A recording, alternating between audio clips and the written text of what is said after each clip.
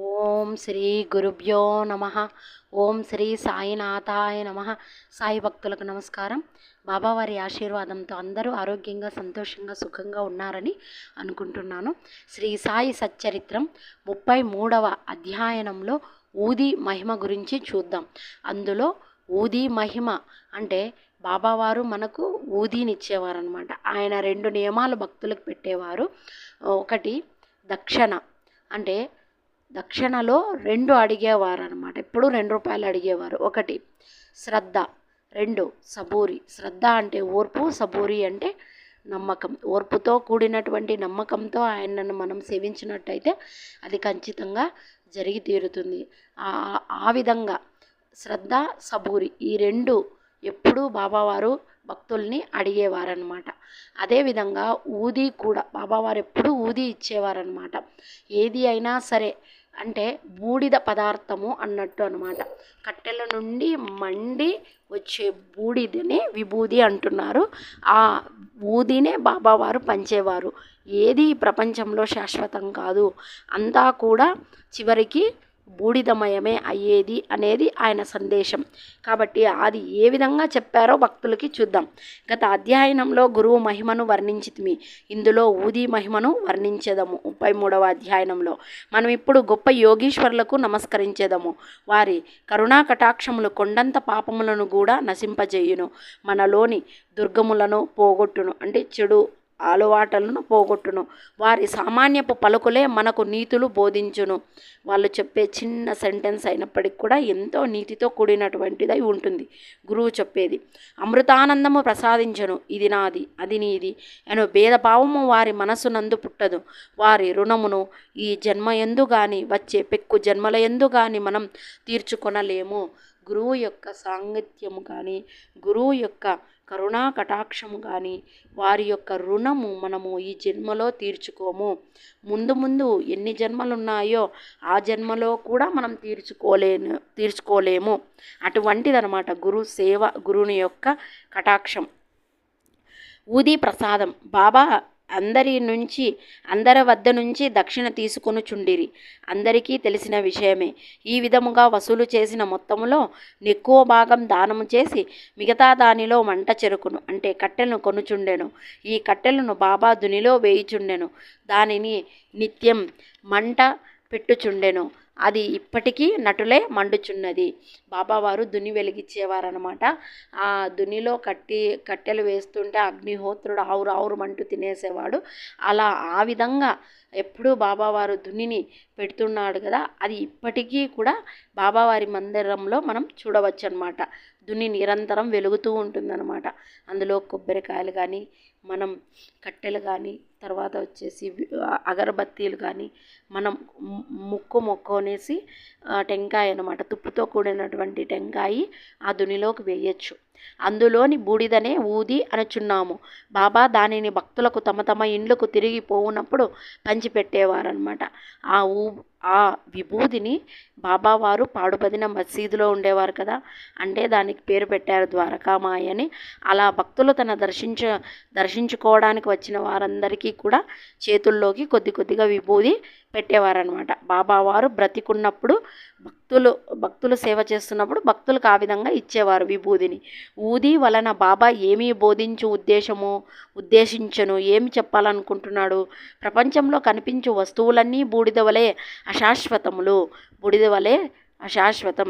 ఏదైనా కాలిన తర్వాత బూడిద వచ్చేస్తుంది. సో అలానే ఏది కూడా శాశ్వతం కాదు, అశాశ్వతం, శాశ్వతం కానటువంటిది అని చెప్తున్నాడు. పంచభూతములచే చేయబడిన మన శరీరములన్నీ సాఖ్యములు అనుభవించిన పిమ్మట పతనమైపోయి బూడిద అగును. ఈ సంగతి జ్ఞప్తికి తెచ్చుటకై బాబా భక్తులకు ఊది ప్రసాదము పంచిపెట్టుచుండెను. మన యొక్క శరీరము పతనమైపోయి ఏమవుతుంది? బూడిద అవుతుంది అనమాట. ఈ సంగతి జ్ఞప్తి తెచ్చుకోవాలి, గుర్తుంచుకోవాలి అనడానికి బాబావారు ఊది ప్రసాదాన్ని పంచిపెడుతున్నారు. ఈ ఊది వలననే బ్రహ్మము నిత్యమనియు ఈ జగత్తు అశాశ్వతమనియు ప్రపంచంలో గల బంధువులు కొడుకులు కానీ తండ్రిని కానీ తల్లిని కానీ మన వారు కారనియు బాబా బోధించెను. ఈ ప్రపంచంలోకి మనము ఒంటరిగా వచ్చితిమి, ఒంటరిగానే పోయేదము. ఊది అనే విధములు శారీరక మానసిక రోగములను బాగు చేయుచుండెను. భక్తుల చెవులలో బాబా ఊది ద్వారా దక్షిణ ద్వారా నిత్యానిత్యములకు గల తారతమ్యము అనిత్యమైన దానియందు అభిమాన రాహిత్యము గంట మ్రోత వలె వినిపించుచుండెను. మొదటిది ఊది వివేకమును, రెండవది దక్షిణ వైరాగ్యమును బోధించుచుండెను. వివేకమును, దక్షిణ అంటే వైరాగ్యము, ఈ రెండు బాబావారు బోధించేవారు. ఆ రెండిటి గురించి. ఈ రెండును కలియున్న గాని సంసారమనే సాగరమును దాటలేము. అందుచే బాబా అడిగి దక్షిణ తీసుకొనుచుండెను. షిరిడీ నుంచి ఇంటికి పోవునప్పుడు భక్తులకు ఊదియే ప్రసాదముగా నిచ్చి కొంతటి నిదుటిపై రాసి వరదహస్తమును వారి శిరస్సుపై నుంచుచుండెను. బాబా సంతోషముతో నున్నప్పుడు పాడుచుండెడివారు. పాటలలో ఊది గురించి ఒకటి పాడుచుండిరి. దాని పల్లవి: కళ్యాణ రామ రారమ్మ గోనెలతో ఊదిని తేతెమ్మ, కళ్యాణ రామ రారమ్మ గోనెలతో ఊదిని తేతెమ్మ. బాబా దీనిని చక్కని రాగంతో మధురముగా పాడుచుండెడివారు. ఇదంతయు ఊది యొక్క ఆధ్యాత్మిక ప్రాముఖ్యము. దానికి భౌతిక ప్రాధాన్యము కూడా కలదు.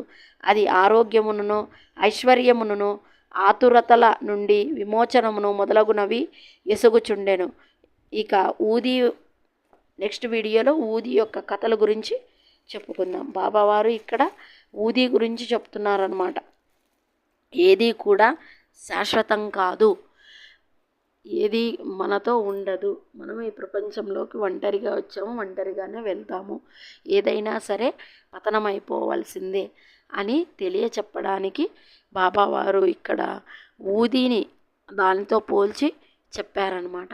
తేలుకాట్ నాసిక్ నివాసియగు నారాయణ మోతీరాంజాని అనే అతడు బాబా భక్తుడు.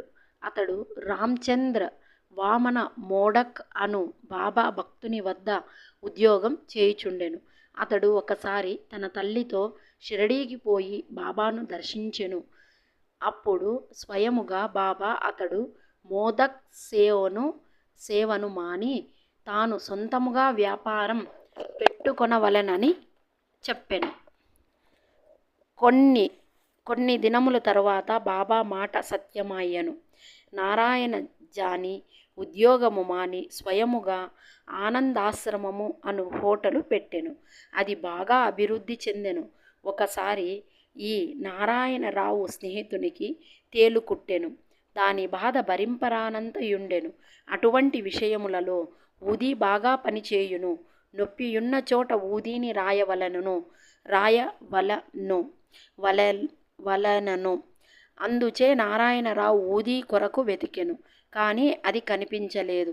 అతడు బాబా పటము ముందర నిలిచి బాబా సహాయము కోరి బాబా నామజపము చేసి బాబా పటము ముందు రాలి పడిన అగరవత్తి బూడిద చిటికెడు తీసి దానినే ఊదిగా భావించి నొప్పి ఉన్న చోట రాసెను.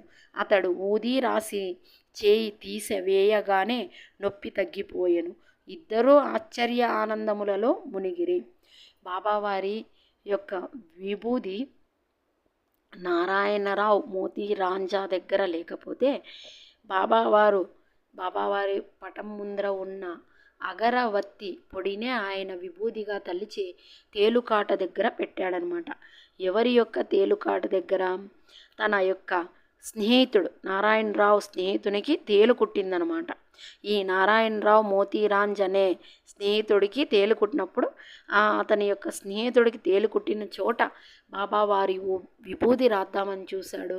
బాబావారి విభూది లేకున్నందుకు బాబావారి పటం ముందర ఉన్న అగరవత్తి పొడినే విభూదిగా భావించి ఆయన పెట్టడం జరిగింది. ఆ తేలుకాటు నొప్పి కూడా తగ్గిపోయిందనమాట. వాళ్ళు ఆశ్చర్య ఆనందాల్లో మునిగిపోయారు. ఇదంతా కూడా బాబావారి లీలే కదా అని. రెండవది ప్లేగు జబ్బు. అంటే విభూది ప్లేగు జబ్బుని ఏ విధంగా మటుమాయం చేసిందో చూద్దాం. ఒకానొకప్పుడు బాంద్రాలో నుండి ఒక బాబా భక్తునికి వేరొక గ్రామమునున్న తన కుమార్తె ప్లేగు జ్వరంతో బాధపడుచుండెనని తెలిసెను. అతడు తన వద్ద ఊదీ లేదనియు కనుక ఊదీ పంపమని నానాసాహెబ్ చందోర్కర్ గారికి కబురు పంపెను. ఈ వార్త నానాసాహెబ్కు ఠాణా రైల్వే స్టేషన్ వద్ద తెలిసెను.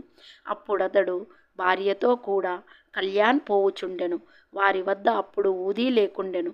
కావున నానాసాహెబ్ రోడ్డుపైన మట్టిని కొంచెం తీసి సాయినామా జపం చేసి బాబా అనుగ్రహమును నభ్యర్థించి తన భార్య నుదుటపై రాసెను. కబురు తెచ్చిన వ్యక్తి ఇదంతయూ చూచెను. ఆ భక్తు ఇంటికి పోవుసరికి 3 రోజుల నుండి బాధపడుచున్న వాని కూతురు జబ్బు నానాసాహెబ్ తన భార్య నుదుటపై మట్టిని పూసినప్పటి నుండి తగ్గనని విని మిక్కిలి సంతసించెను. ప్లేగు వ్యాధి ఏ విధంగా అరికట్టారంటే, బాబావారు ఆ ప్లేగు వ్యాధి అంటే బాంద్రాలో ఉన్న ఒక బాబా భక్తుని యొక్క కూతురికి ప్లేగు జ్వరం వస్తే ఊదీ కావాలని నానాసాహెబ్ని అడుగుతారనమాట. నానాసాహెబ్ కళ్యాణ్ అనే ఊరి వెళ్తున్నప్పుడు తన దగ్గర ఊదీ లేదని రోడ్లో ఉన్న మట్టిని తీసుకొని, అంటే అక్కడున్న మట్టిని తీసుకొని సాయి నామ జపము చేసి ఆ మట్టికి విభూది అంతటి శక్తి ఇవ్వమని బాబావారిని అభ్యర్థించి ఆ మట్టిని నానాసాహెబ్ భార్య నుదుటపై పెట్టడం వల్ల, ఇక్కడ నానాసాహెబ్ భార్య ఆరోగ్యంగానే ఉంది, తనను నుదటిపై పెట్టడం వల్ల అక్కడ బాబావారి భక్తుడి యొక్క కూతురుకి నుదట పైనకు పోయినట్టుగా అయ్యి, అంటే అలా పెట్టడం వల్ల అంటే విభూది ఇప్పించుకొని పోవాలని ఒక వ్యక్తి వచ్చింటాడనమాట. ఆ వ్యక్తి ఇదంతా చూసి పోయి చెప్తాడు.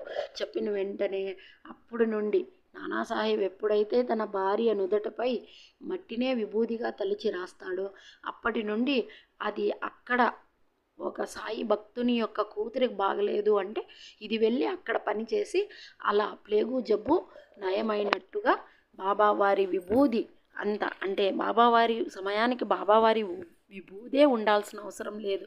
అగరవత్తి పొడి అయినా కూడా బాబావారిని తలుచుకొని విభూదిలాగా ఉంది పనిచేసింది. మట్టి కూడా అలానే పనిచేసింది. అంటే ఇక్కడ విభూదిలో మహిమ లేదు. మనం నమ్మకం ఎక్కడ ఉంచాలి? బాబా వారి మీద ఉంచాలి. ఆయన విభూది పంచుతాడు కాబట్టి విభూదికి ఆయన పంచడం వల్ల ఆ శక్తి దానికి వస్తుంది. కాబట్టి విభూదిలో అంత మహిమాన్విత శక్తి ఉంది. బాబావారి యొక్క అనుగ్రహం చేత ఆ శక్తి ఆ విభూదికి వచ్చింది అని అర్థం ఇక్కడ. కాబట్టి మనం తేలుకాటు గురించి ప్లేగు గురించి చూసాం. అదేవిధంగా ఇంకొక స్టోరీ కూడా చెప్పుకుందాం. జామ్నేర్ లీల. ఇక్కడ చాలా విచిత్రంగా ఉంటుంది, చాలా బాగుంటుంది స్టోరీ, ఇంట్రెస్ట్గా వినండి. 1904 నుండి 1905 సంవత్సరమున నానాసాహెబ్ చందోర్కర్ జామ్నేర్లో మమల్తాదారుగా నుండెను. నానాసాహెబ్ చందోర్కర్ మమల్తాదారుగా ఉన్నాడనమాట జామ్నేర్లో. ఇది ఖాందేశ్ జిల్లాలో షిరిడీకి 100 మైళ్ళ దూరంలో నున్నది. ఆయన కుమార్తె మైనతాయి గర్భిణి. ఎవరు కుమార్తె? నానాసాహెబ్ చందోర్కర్ యొక్క కుమార్తె. ప్రసవించుటకు సిద్ధముగా నుండెను. ఆమె స్థితి బాగలేకుండెను. ఆమె 2-3 దినముల నుండి ప్రసవ వేదన పడుచుండెను. ఆమె గర్భిణి, ప్రసవించడానికి చాలా దగ్గరగా ఉంది, కానీ 1 or 2 days నుండి పెయిన్స్తో బాధపడుతుందన్నమాట.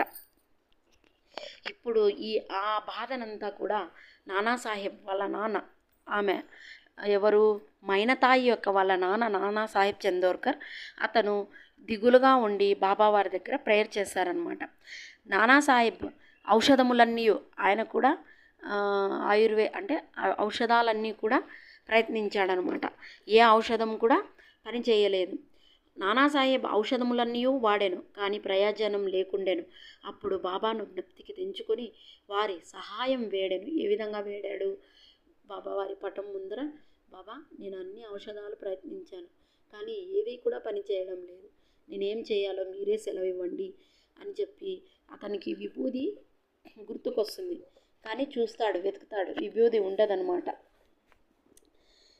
అప్పుడు బాబాను జ్ఞప్తికి తెచ్చుకొని వారి సహాయం వేడెను.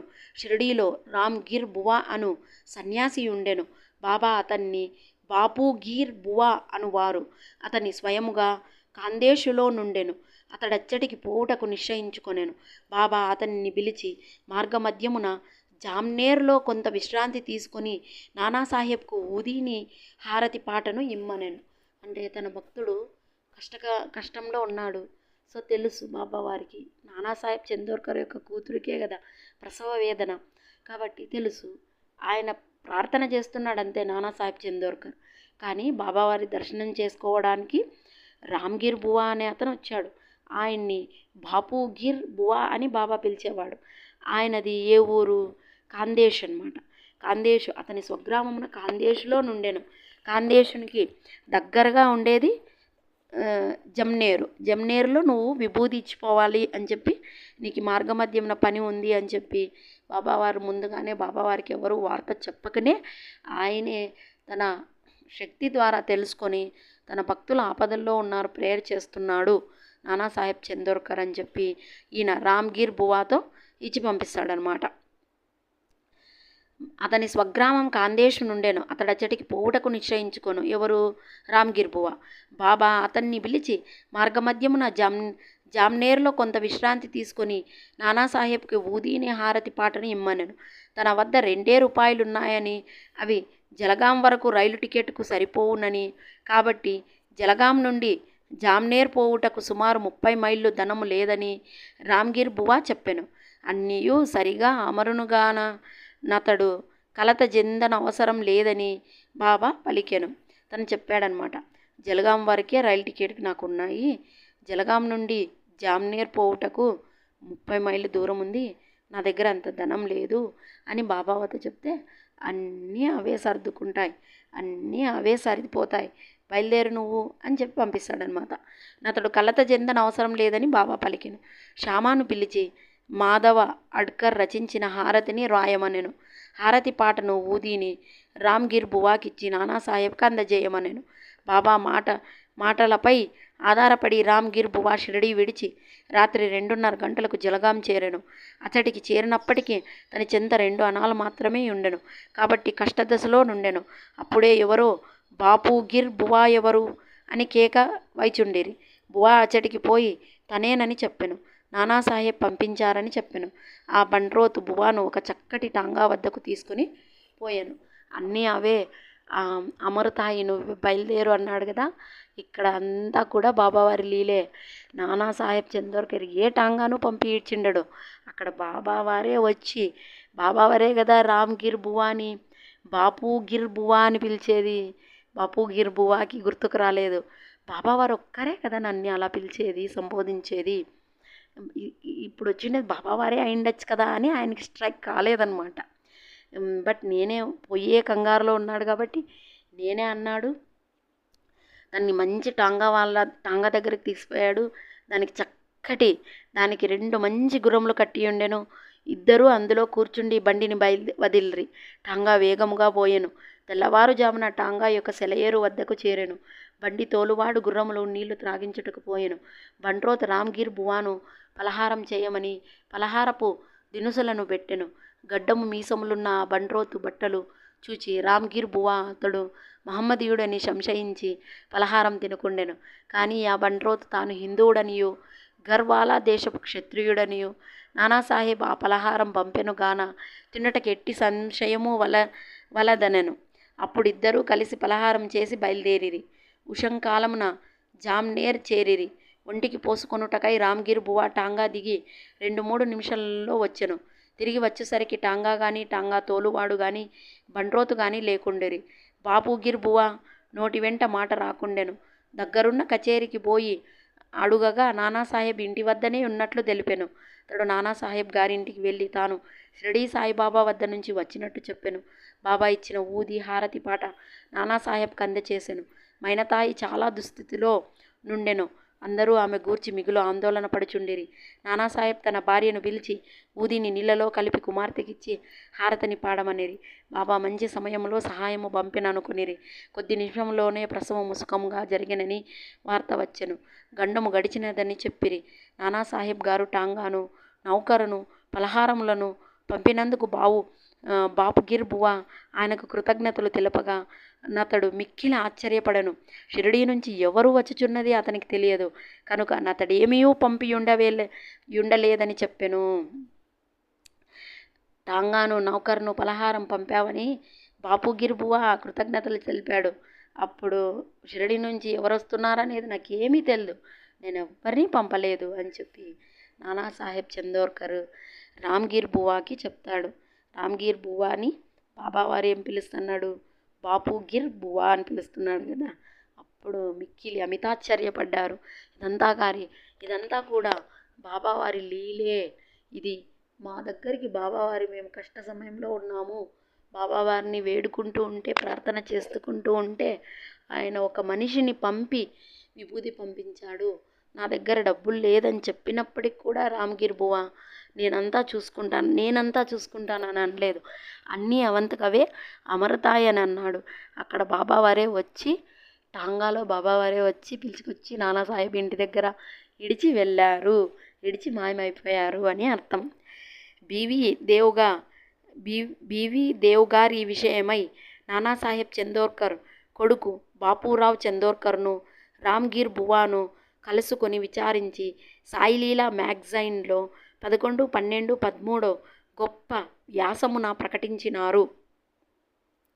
18వ దీంట్లో 11, 12, 13 అనమాట.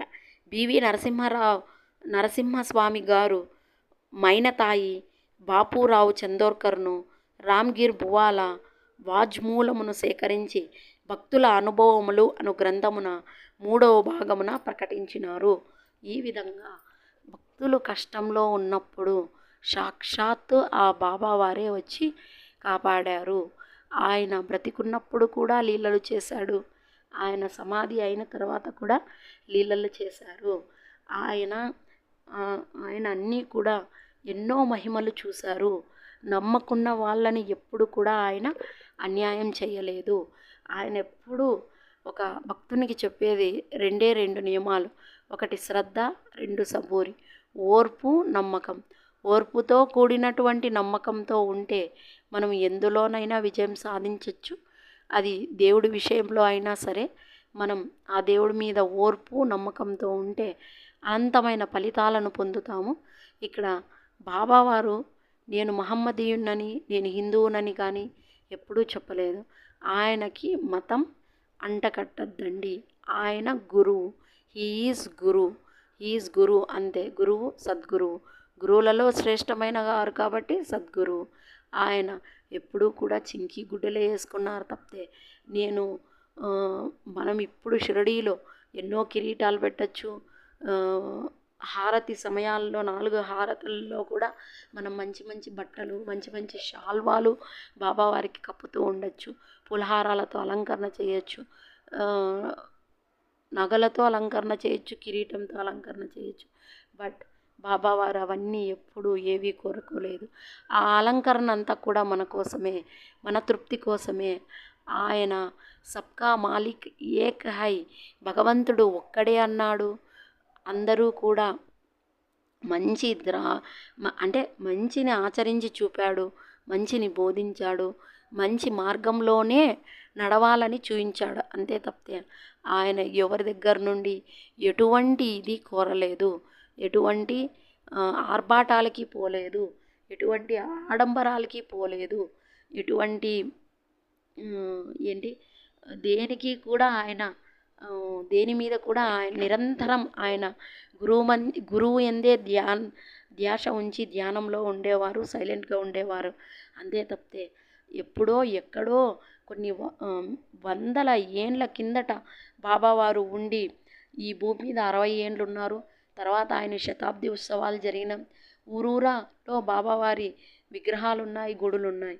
కానీ బాబావారి గురించి నెగిటివ్గా మాట్లాడే వాళ్ళు కొంతమంది ఉన్నారు. దయచేసి ఆయనకి మతం అంటకంటద్దు. ఆయన గురించి ఏంది కూడా దయచేసి నెగిటివ్గా మాట్లాడద్దు. మీకు నచ్చితే పూజించండి, లేకపోతే సైలెంట్గా ఉండండి. ఆయన ఏ రోజు కూడా చేతులెత్తి నాకు దండం పెట్టండి, నేను దేవుణ్ణి అని ఏ రోజు చెప్పుకోలేదు. నేను గురువు అంటే ఆయన ఈజ్ గురువు, ఆయన గురువు. నేను గురువుని, నా దగ్గర శిష్యరికం తీసుకోండి అని కూడా ఏ రోజు చెప్పలేదు.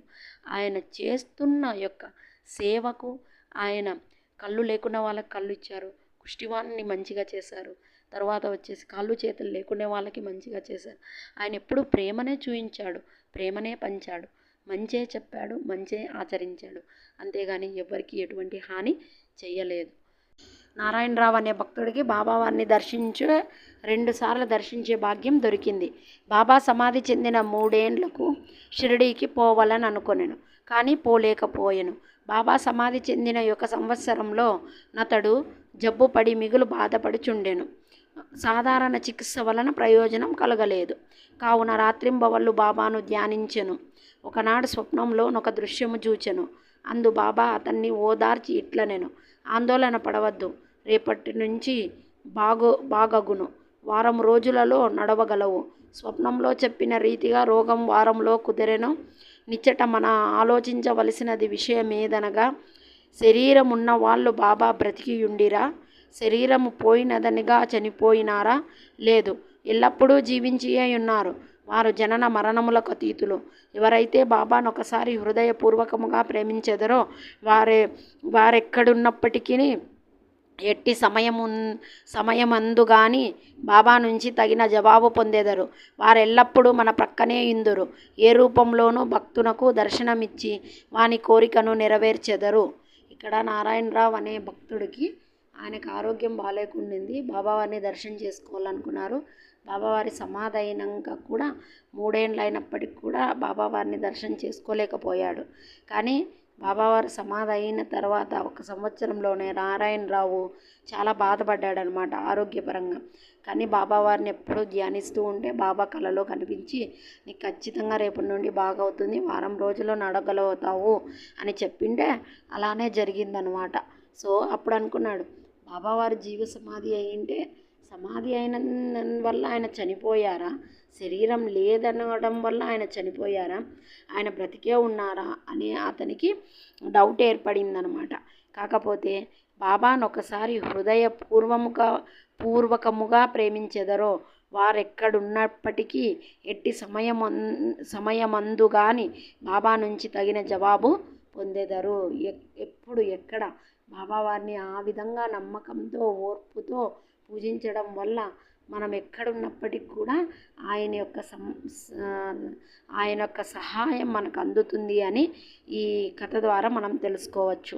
బాలాబువా సుతార్ బొంబాయిలో నుండు ప్రముఖ సంకీర్తనకారుడు బాలాబువా సుతార్ ఒకసారి షిరిడీ వచ్చెను. అతడు గొప్ప భక్తుడు.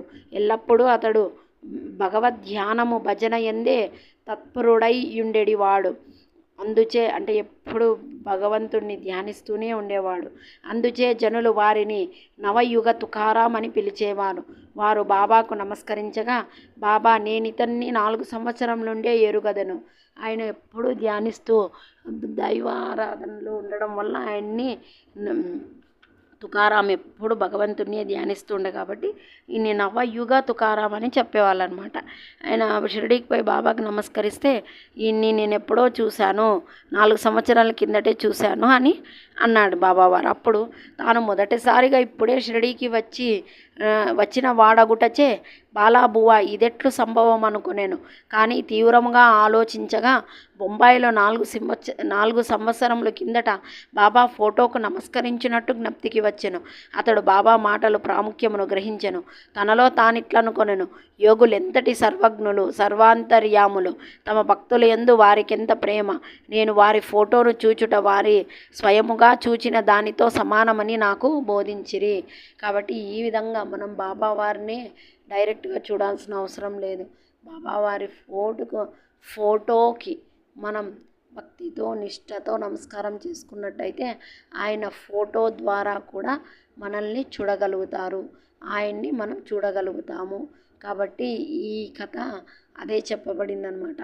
బొంబాయిలో ఈ బాలాబువా తుకార్ అనే అతను బొంబాయిలో బాబావారి ఫోటోకి నమస్కరించడం వల్ల ఆయన్ని బాబావారు ఆ ఫోటో ద్వారా చూశాను, 4 సంవత్సరాల కిందటే నువ్వు నాకు తెలుసు, కానీ నువ్వు నన్ను ఇప్పుడు చూస్తూ ఉండొచ్చు అన్నట్టుగా చెప్పారనమాట. ఆ విధంగా గురువు, సద్గురువు, యోగీశ్వరుల యొక్క సాంగత్యం ఆ విధంగా ఉంటుంది.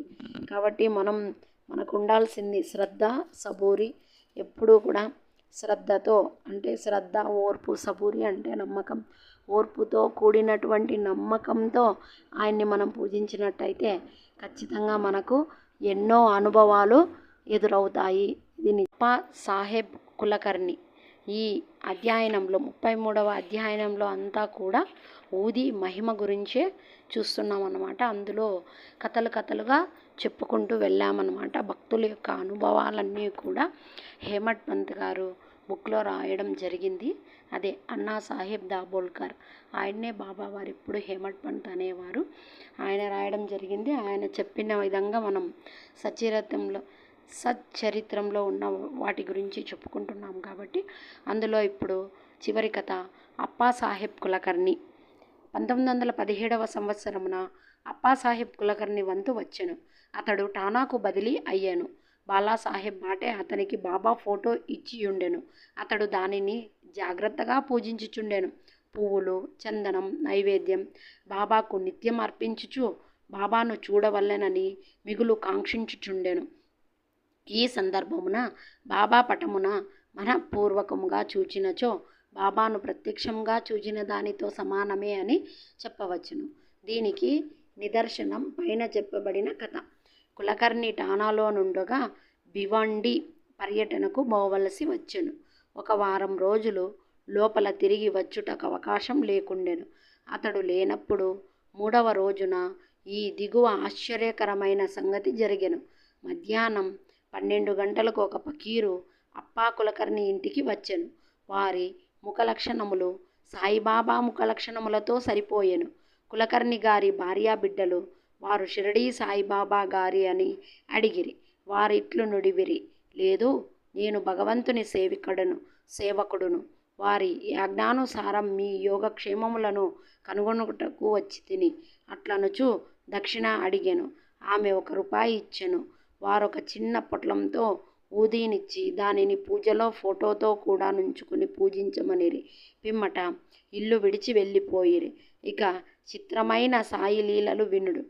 భివండిలో తన గుర్రము జబ్బు పడగా అప్పాసాహెబ్ తన పర్యటన మానుకొనవలసి వచ్చెను. ఆనాటి సాయంకాలమే అతడు తిరిగి ఇల్లు చేరెను. ఫకీరు గారి రాక భార్య వల్ల వినెను. ఫకీరు గారి దర్శనం దొరకనందులకు మిగులు మనోవేదన పొందెను. ఫకీరుకు 1 రూపాయి మాత్రమే దక్షిణగా నిచ్చుట కిష్టపడుకుండెను.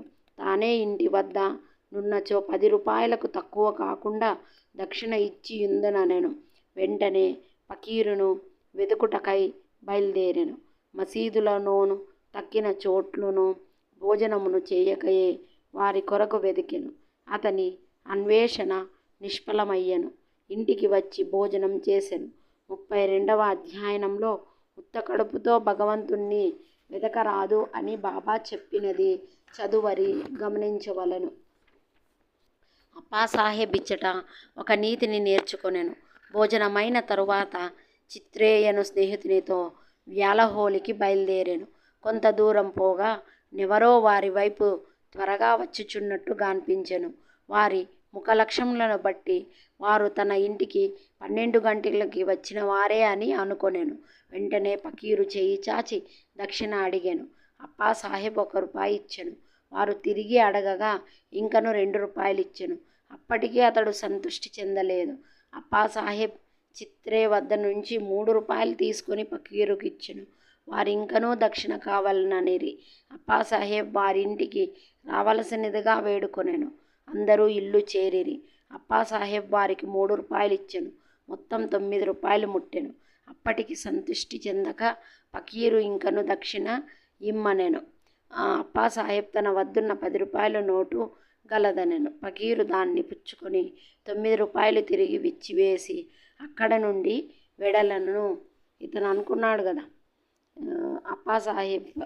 అప్పాసాహెబ్ కులకర్ణి వచ్చేసి తన ఇంటే 10 రూపాయలు ఇస్తా అంటే నువ్వైతే 1 రూపాయి ఇచ్చినావా అని భార్యతో అన్నాడు కదా. కాబట్టి ఆ ఫకీరే వచ్చి తన అనినది 10 రూపాయలు అన్నాడు కాబట్టి దాన్ని వసూలు చేసుకొని వెళ్ళాడు. ఆ విధంగా అప్పటికి సంతృష్టి చెంది ఫకీరు ఇంకను దక్షిణ ఇమ్మనెను. ఈ విధంగా 9 రూపాయలు ఇచ్చివేసి 10 రూపాయలు నోటుతో బయలుదేరెను. 9 సంఖ్య చాలా ముఖ్యమైనది. అది నవవిధ భక్తులను తెలియజేయను. బాబా లక్ష్మీబాయి సింధేకు 9 రూపాయల సమాధి సమయం అందించిరి. బాబావారు సమాధి చెందేకు ముందు లక్ష్మీబాయి చేతికి 9 కాసులు ఇస్తాడనమాట బాబా. ఇవి నవవిధ భక్తి మార్గములను తెలియచేయను అని. అవి ఇప్పటికి కూడా షిరిడీలో ఉన్నాయి. 9 కాయిన్స్. ఈమె లక్ష్మీబాయి యొక్క వంశీయులు, వాళ్ళ పిల్లలు, తర్వాత పిల్లలు వాళ్ళ ఇంటిలో భద్రపరిచినాడు. డివోటీస్ పోయి అడిగితే చూపిస్తారనమాట. షిరిడీలో ఉన్నాయి. సంఖ్య చాలా ముఖ్యమైనది. అది నవవిధ భక్తులకు తెలియచేయును. బాబా లక్ష్మీబాయి సింధేకి 9 రూపాయలు సమాధి సమయం అందించిరి. అప్పాసాహెబ్ ఊది పొట్లము విప్పు చూచెను. అందులో పూరెక్కలు అక్షతులుండెను. కొంతకాలం పిమ్మట బాబాను షిరిడీలో దర్శించినప్పుడు వారి వెంట్రుక ఒకటి చిక్కెను. అతడు ఊది పొట్లమును వెంట్రుకను ఒక తాయెత్తులో పెట్టి తన దండపై కట్టుకొనెను. అప్పాసాహెబ్ ఊది ప్రభావమును గ్రహించెను. అతడు మిక్కిలి తెలివైన వాడైనప్పటికీ నెలకు 40 రూపాయలు మాత్రమే జీతము దొరుకుచుండెను. బాబా ఫోటోను ఊదీను పొందిన తరువాత 40 రూపాయల కన్నా రెట్లు ఆదాయం వచ్చెను. మంచి పలుకుబడియు అధికారం లభించెను. ఈ లౌకికమైన కానుకలేగాక దైవభక్తి కూడా వృద్ధి అగుచుండెను. కావున బాబా ఊదీని పొందు భాగ్యము కలవారు స్నానము చేసిన పిమ్మట ఊదీని నుదుట రాసుకుని కొంచెం నీటిలో కలిపి బాబా పవిత్రమైన తీర్థముగా భావించి పుచ్చుకొనవలెను. అదేవిధంగా ఇంకొక కథ, హరిభావ్ కర్ణిక్. ఈ విధంగా అప్పాసాహెబ్ కులకర్ణి యొక్క జీవితంలో బాబావారు ఏ విధంగా చేశారో, ఆయనకు ఏ విధంగా బాబావారు ఎదురయ్యారు. నేను దేవదూతను దేవుడు పంపించగా వచ్చానన్నారు, కానీ అక్కడ వచ్చిండేది బాబావారే, కానీ తను చెప్పుకోలేదన్నమాట. తన ఇంటే 10 ఇస్తానన్నాడు కాబట్టి ఆ 10 రూపాయలు ఇప్పించుకొని వెళ్ళినాడు. ఇక్కడ హరిభావ్ కర్ణిక్, ఆయన యొక్క జీవితంలో ఊది యొక్క ప్రభావం, బాబావారి అనుగ్రహం ఏ విధంగా ఉందో చూద్దాం. ఠానా జిల్లా దహన గ్రామం నుండి హరిభావ్ కర్ణిక్ అనునతడు 1917వ సంవత్సరమున గురు పౌర్ణమి నాడు షిరిడీకి వచ్చి బాబాను తగిన లాంఛనములతో పూజించెను. వస్త్రములు దక్షిణ సమర్పించెను. శ్యామా ద్వారా బాబా సెలవు పొంది మసీదు మెట్లు దిగెను. అప్పుడే ఇంకొక రూపాయి బాబాకు దక్షిణ ఇవ్వవలనని తోచి మసీదు మరలా ఎక్కుచుండగా బాబా సెలవు పొందిన పిమ్మట తిరిగి వెనుకకు రారాదని విని ఇంటికి బయలుదేరాను. మార్గ మధ్యమున నాసిక్లో కాలారాముని మందిరంను ప్రవేశించి దర్శనం చేసుకొనిన వెలుపలికి వచ్చుచుండగా నరసింహ మహారాజ్ యోగు తన శిష్యులను విడిచి లోపల నుండి బయటకు వచ్చి హరిభావ్ ముంజేతిని పట్టుకుని, నా రూపాయి నాకిమ్ము అనెను. కర్ణిక్ మిగులు ఆశ్చర్యపడాను.